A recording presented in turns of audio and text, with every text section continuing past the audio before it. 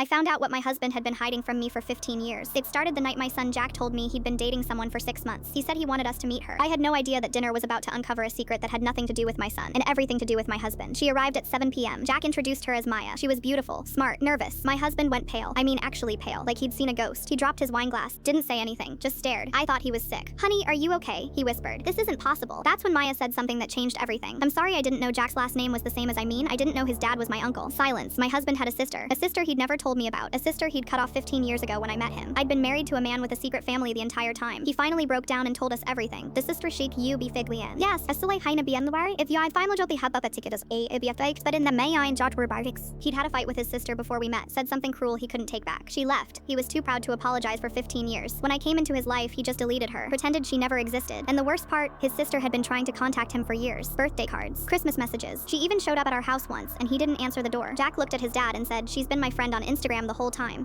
You would have known this if you'd just talked to her. My husband started crying. Not the performance kind, people broken crying. For 15 years, he'd carried this lie. Told himself it was easier than apologizing. Told himself she'd moved on, but she hadn't. She'd been waiting. That dinner changed everything. My husband called his sister that night. They talked for 3 hours. He apologized. Really apologized. They're still rebuilding, but they're trying. And I learned something that night. Secrets don't stay buried. They just wait for the right moment to destroy everything. The right moment was my son falling in love with his cousin. Sometimes the people we try to erase find their way back, and sometimes that's exactly what we need.